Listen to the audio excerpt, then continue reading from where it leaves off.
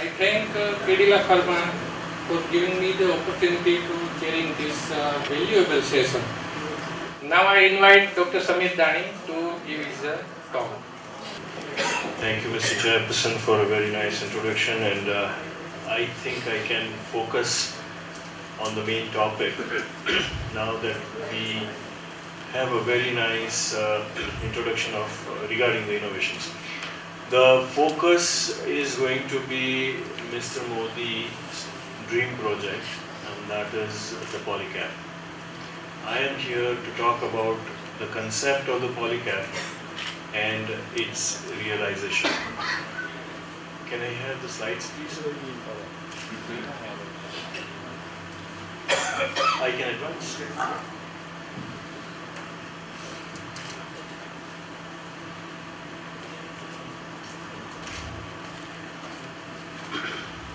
Since we are talking about vision of a pioneer, about an innovation, it seems appropriate to start with an allusion to Archimedes, who said that give me a fulcrum and I shall move the world. So the value is that of a concept in an innovation. What we are talking about is not really a rocket science, but then what is rocket science and what is a simple science? Finally, what matters is one great idea. Innovation in medicine already has been alluded to. Innovation does so many things. In medicine, it improves quality of life, saves lives, reinvents the practice, improves the treatment strategies, redefines the disorders, and so on and so forth. I am going to focus on cardiovascular diseases. Cardiovascular diseases have been the scourge of the 20th and 21st century, and we believe that they are not going to go away, howsoever we want to wish them away. Cardiovascular diseases, all in all, do we have a pointer here? Cardiovascular diseases comprise of 31% of the disease burden, and this is true anywhere, in any country, world over. Out of all the deaths that occur all over the world in a year, out of all the deaths, about 30% of the deaths are because of the cardiovascular diseases. The rest of all the diseases combine to produce rest 70% of the deaths. So a chronic kidney disease, patient dies of cardiovascular death. Diabetes mellitus, the patient dies a cardiovascular death. So all in all, if you take cardiovascular diseases, they are the biggest global burden amongst all the diseases. It's the number one reason for death anywhere else.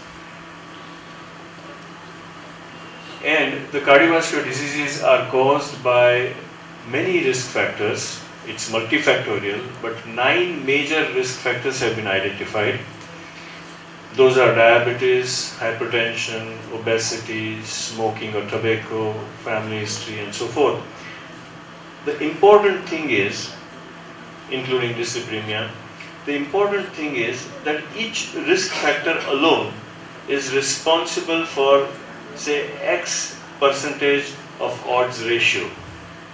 If you have only one risk factor, you have, say, 10% or X% chance of developing cardiovascular disease in a given period of time. But the moment we combine these risk factors, suppose somebody has 2 risk factors or 3 risk factors, the risk increases multifold. The moment somebody has 3 or 4 major risk factors, the risk increases to almost 10-folds.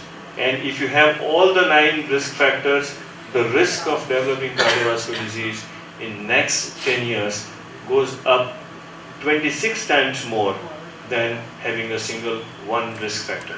So these risk factors, dyslipidemia, hypertension, diabetes, obesity, smoking, all these risk factors have an interplay, have an interaction amongst themselves. which combines to produce a catastrophic effect when they occur in one individual in combination. And we know that this combination is not unusual, rather it is the norm. Diabetic most likely will have hypertension also. A tobacco chewer most likely will be harboring some other risk factor also. 70% of the hypertensives have one or two additional risk factors as well. So the risk factors occur in groups, and more the risk factors, more the risk. So the InterHeart study identified these 9 major risk factors. Of course, there are many more minor risk factors, but the InterHeart study identified these risk factors and told us that myocardial infarction risk increases by 26 times when all the 9 risk factors are added. And age is a non-modifiable risk factor, family history is a non-modifiable risk factor. Once you are above 55, the risk increases exponentially. There was another important study which forms the basis of this Polycap innovation or the theory or the concept, and that is this PURE study, which showed that most of these people, most of these high risk category people benefit with antiplatelet, beta blocker, ACE inhibitors or ARVs and statins and certain modern medicines. They work very well. When these medicines are given, they cut down the risk of MI or a cardiovascular event in these patients by almost 60% when these modern medicines are given. So that is the strength of modern medicine, that with modern medicine we can reduce this risk. But the PURE study also showed that compliance is a major issue. When you have more than 4 risk factors and when you have more than 4 or 5 drugs going on in one patient, 6 out of 10 are not likely to continue with those medications. That's the problem.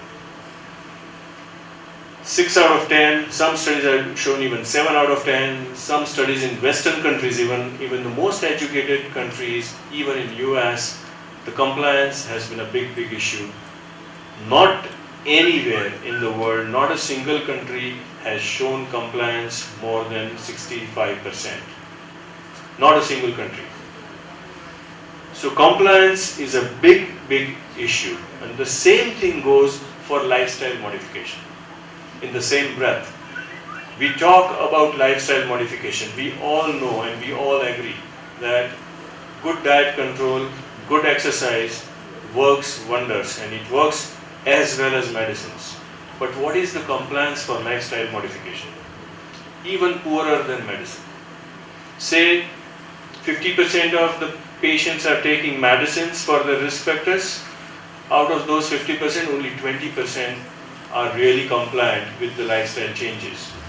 That is the problem with medicine. That is bigger problem with lifestyle changes. People don't adhere to these risk factor modifications. This is what the study showed, that you can see that this is HIC, means high income countries, upper middle, lower middle and low income countries. As you move from high income countries to low income countries, expectedly the compliance goes down. Hardly, you can see 10-15% of the patients are compliant with the medicines in low income. But look at the high income countries. These are extremely high income, educated Western countries, what we call developed or well-developed countries. Even there, 60-65% is the compliance. That's max. And that too for individual drugs. We are talking about statins with so much of awareness, with so much of marketing. Statins are advertised in US on TV, and still the compliance is 65% in urban area, and in rural area the compliance in the low income countries is even poorer. So compliance is an issue which modern medicine has not been able to deal with adequately. Another thing is, as I said, if you have one risk factor, you have, say, X chance or X risk of developing cardiovascular disease. You have 2, you have 3, you have 4 risk factors, the effect or the risk doubles or compounds. Similarly, if you treat the risk factor, there is risk reduction. And if you are able to treat all the risk factors together, then the effect is also compounded. So, more risk factors, more cardiovascular risk. But more treatment of more risk factors, more benefit. So that is one good thing, that you treat more risk factors, you will get more benefit.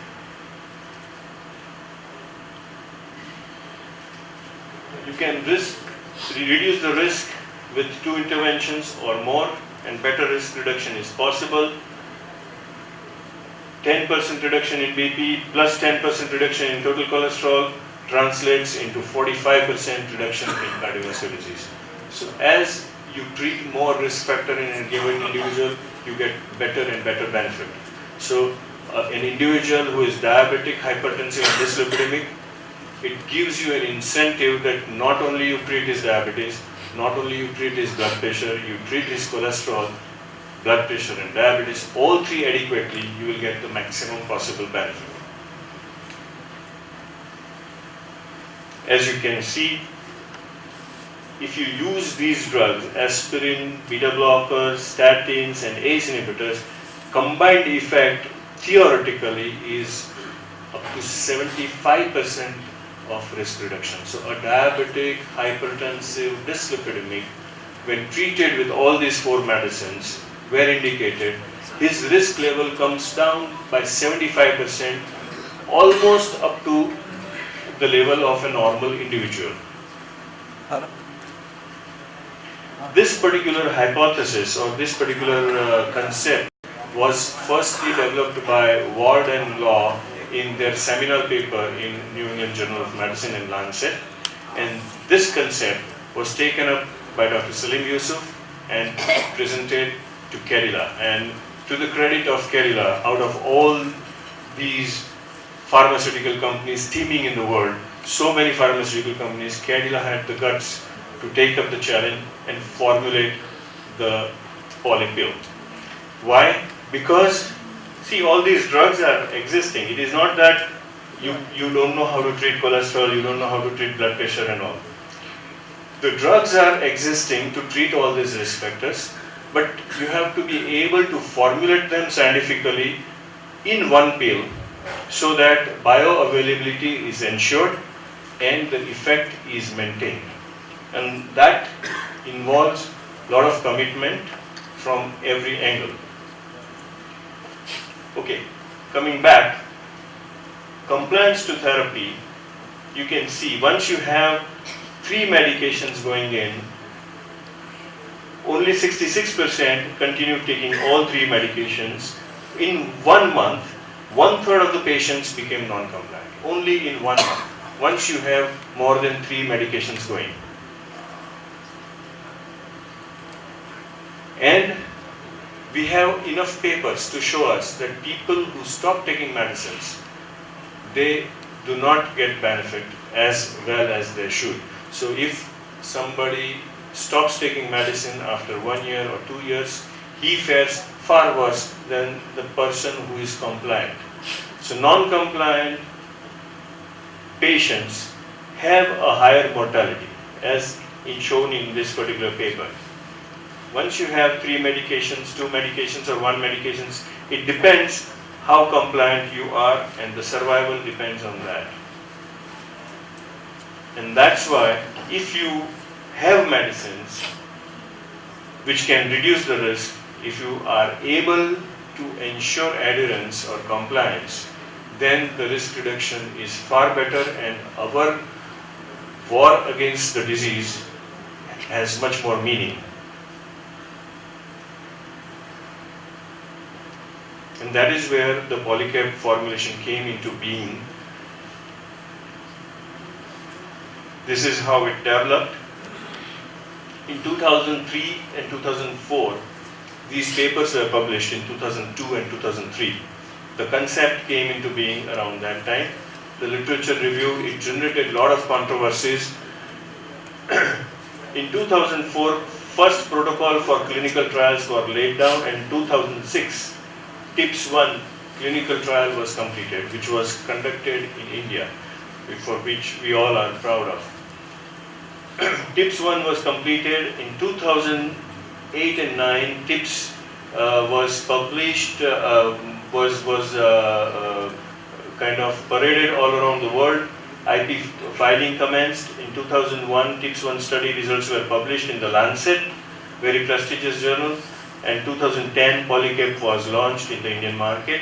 2011, TIPS-2 clinical trial was completed with the full dose. And in 2012, Wellcome Trust Award, TIPS-3 clinical trial has been commenced. 2013, TIPS-3 trial recruits have crossed more than 1,000 patients and will get the results in next 2-3 years. So what is the concept of Polycap? The concept of Polycap is as such simple. We know that there are multiple risk factors. We know that there are multiple drugs to combat these multiple risk factors. We know that once you give these drugs to reduce the risk factors, the patients benefit, and the benefit translates into almost 70% of risk reduction. So each capsule of Polycap contains 3 antihypertensive drugs, namely hydrochlorothiazide, atenolol and ramipril. HCTZ is a diuretic, atenolol is a beta blocker, and ramipril is an ACE inhibitor. There is one lipid lowering drug, simvastatin, and one antiplatelet drug, aspirin. These are all standard drugs, and these are all combined and formulated to apply it to general public or mass. What is right now, what is the indication, or what can be the indication for Polycap? So anybody with a pre-existing cardiovascular disease, those without pre-existing disease, having elderly group, where there is 95% of the deaths from IHD and stroke occur in these people more than 55 years old, regardless of the risk factors. So this, if you apply this strategy, a very large number, not of patients, but of general population can benefit by risk reduction. As I said, it's very important to ensure anybody can take all these 3-4 tablets or 5 tablets together, grind them and put in a capsule. That is not enough, because when you mix these drugs, we have to ensure that their bioavailability is there, their safety is there, the effects are the same. We have to ensure that, and we have to test that in a clinical trial scenario. So first studies were conducted for bioavailability. As you can see, each component of Polycap has to be tested against Polycap itself. So if you give aspirin alone and if you give Polycap, the effect should be same. Bioavailability of the drug should be same. The same thing was tested and published. Bioavailability or area under curve, as you can see, has been same with individual components and the Polycap. And that was the first thing to be tested. It showed that it maintained the bioavailability of each component. There was no pharmacokinetic interaction. 92% of the patients completed the TIPS-1 trial. 8% left it because of various reasons or side effects or perceived non-compliance. And mind you, these were not really diseased patients, so non-compliance could be there, but you can see that 8% only. Polycap preserved the individual pharmacokinetic profile. It showed that there was better control of blood pressure, There was significant reduction in heart rate, LDL levels and platelet aggregation. Effects were similar to individual drug regimen. 85% of the patients completed the trial in Polycap arm also, not in the placebo only. Both group, as I told you, showed reduction in LDL levels, whether it was simvastatin or Polycap, and similarly Polycap conserved the LDL reduction and antiplatelet activity with similar levels of reduction in thromboxane B2. If you talk about cardiovascular quality and outcomes, 518 patients, this is KIPS-2 study, 518 patients with previous vascular disease or diabetes were given the full dose or half dose of Polycap. The full dose showed superior reduction in blood pressure and LDL compared to half dose naturally, but the tolerability profile was similar, even full dose was very well tolerated. So Polycap can be titrated from half dose to full dose for better results depending on the patient profile and the patient response. This would mean a potential reduction in cardiovascular disease events. It is a good therapeutic option for high-risk patients as a primary prevention and secondary prevention. It has a very easy dosing, 1 capsule a day or 2 capsules a day. It is very easy to titrate. And like the Umpire trial, which was very recent, published I think in September, that once you have less number of pills, the compliance increases. That's a fact. That if you give your patients 8 drugs in 8 capsules, and if you give your patients same 8 drugs in 2 or 3 capsules, the compliance increases by 3-fold. Once you have reduction in the pill burden. This is endorsed. Now Polycap is endorsed by so many societies and so many organizations. Polycap is endorsed by the European Society of Cardiology Guidelines of Cardiovascular Disease Prevention. It is recommended by all the elite organizations like ESC, AHA, NHS, where all of these organizations have recommended that reducing dosage demands is the most effective single approach towards enhancing adherence. In other words, you have to try and reduce the pill burden, the number of pills your patient is taking. And that becomes more and more important as you move from secondary prevention to primary prevention, because in primary prevention, the patient is not actually a patient. He is not suffering from a disease. He is not having symptoms. And that's why it becomes even more important for his compliance to be maintained. To summarize, this is a unique example of an innovation. It is something which was there for everyone to see, and just by one particular conceptual idea, it was transformed into something which makes it affordable, which makes it more beneficial to general public. It has shown its efficacy and safety in 2 large randomized trials, TIPS-1 and TIPS-2.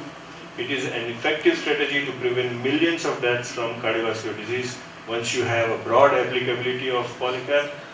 Clinical studies have shown polypill strategy is much better towards improving the compliance in our patients, and it is now endorsed by all elite organizations.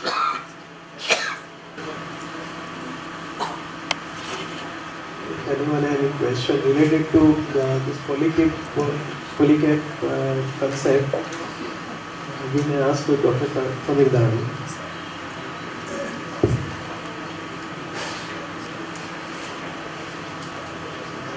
I have a question, Dr. Samir. The preparation that are used in Polycap, atenolol, simvastatin, and the cytochlorothiazide. Would you like to change this preparation for the next innovation, like other beta blocker, other diuretics, and other statin? I think it's a very important question. The reason why atenolol, hydrochlorothiazide, and simvastatin were chosen, there were many reasons. One of those reasons that these drugs were off patent very easily, as you remember, Mr. I. Modi's contention that this has to be affordable. So these drugs were obviously the most affordable in the market, and they have been there since ages, and so they have been like proven to be safe even when given for primary prevention. Having said that, once you have this Polycap formulation, we have gone through TIPS 1 and TIPS 2 and further studies. Finally, there will be a time that as a second tier of innovation, think tank will like to change the composition of the tablet to even better drugs or better molecules, maybe to newer generation beta blockers, or maybe to have newer generation of statins. As of now, since we have accumulated this much clinical evidence with this particular formulation, they would see to it how much benefit they get with this particular pill in the clinical scenario. So I guess next generation Polycap will have some changes.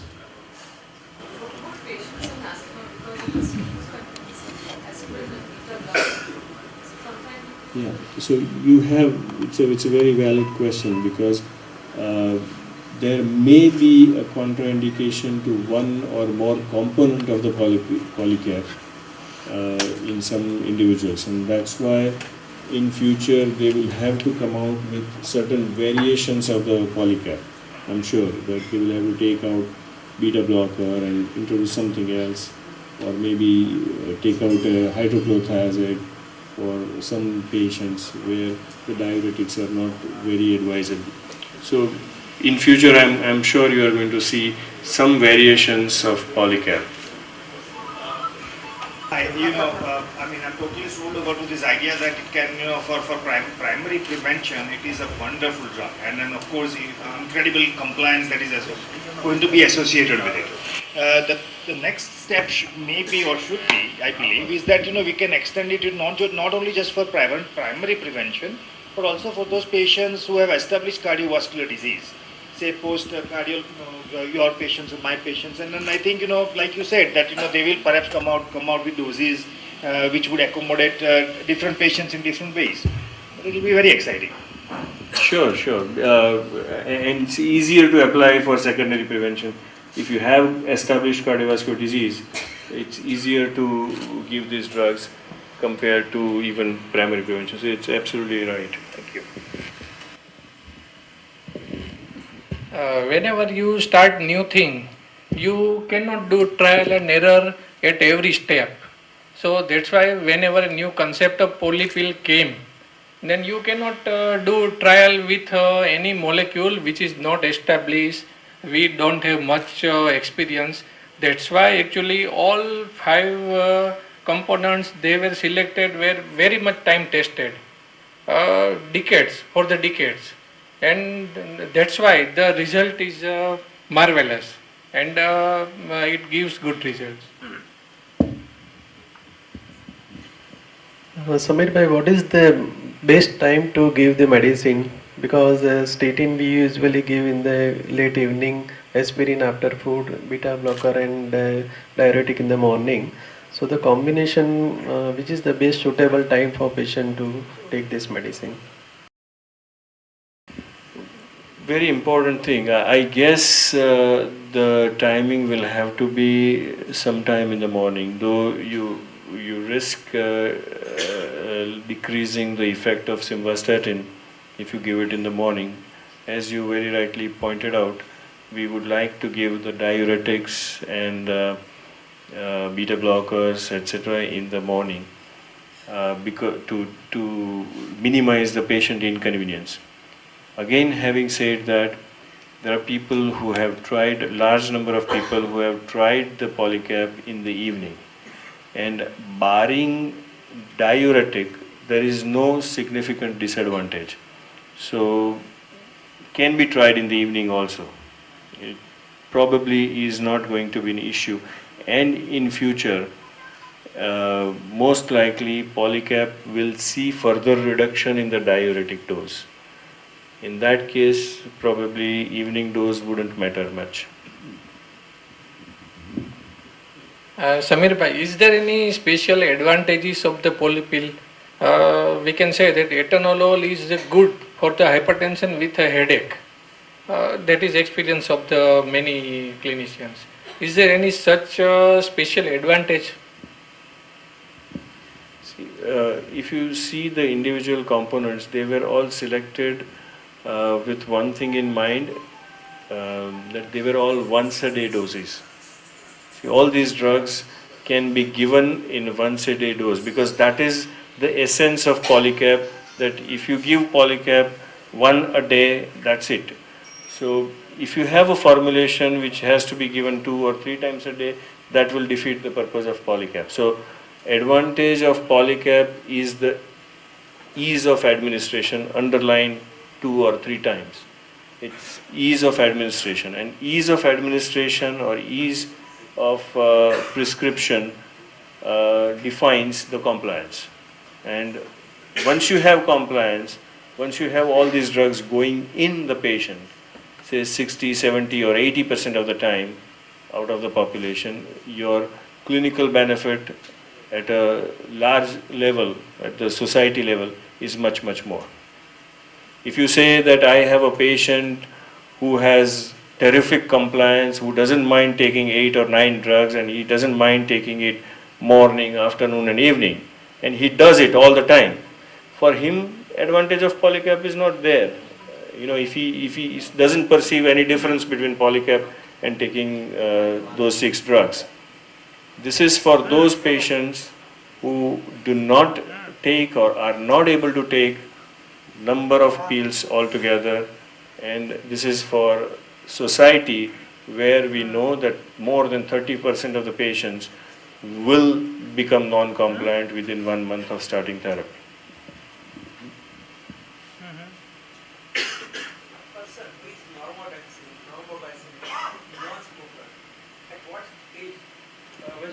Primary prophylaxis?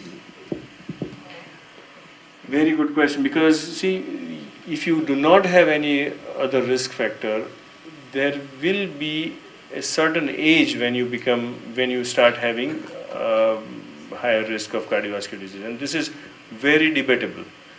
There are people, or there are scientists who will go through computation of statistical analysis of the clinical data which has been presented or published throughout so far, and will tell you that everybody over age 55 should take Polycap.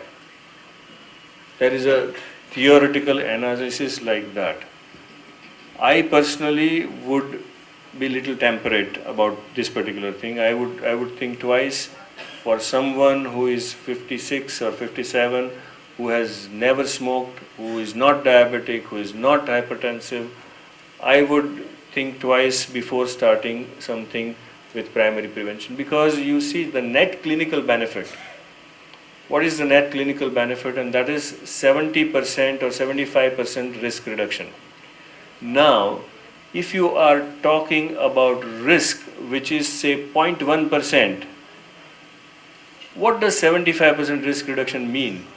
It doesn't matter whether it is 0.1% or 0.025% or 0.25%.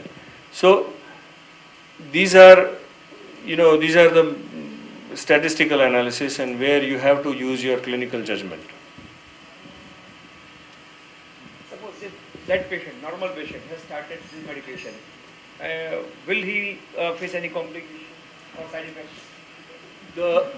The side effects of Polycap are side effects of its individual components. So if a normotensive person starts taking atenolol, ramipril and HCTZ, hydrochlorothiazide, there are chances that initially they have some hypotensive episodes.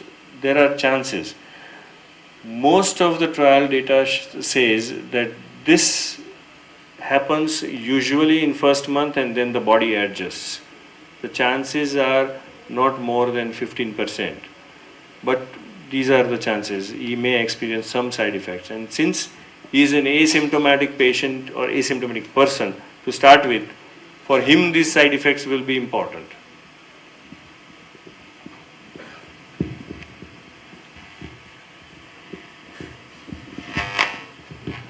If patient is taking polypill and still his blood pressure is not controlled or lipids are not controlled, then how to adjust the dose and how to manage this patient? See, the polycap is designed in such a way that you can take 2 polycaps. So you can take a full dose of polycap. You can take simvastatin 40 milligram, atenolol 100, HCTZ 25, and ramipril 10 milligram per day. So you can straight away double the dose of polycap if the patient is not reaching the goals. And then if he still doesn't reach the goal of blood pressure, then you will be forced to add another drug from a different class like calcium channel blocker or something.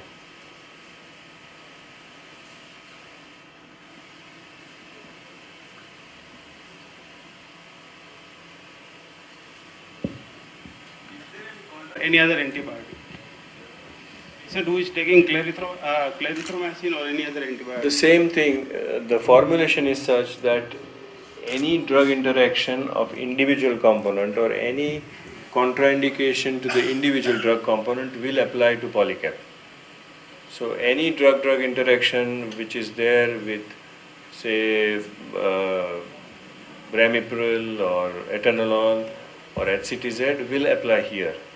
But other than that, nothing else. So other than that, there are no contraindications.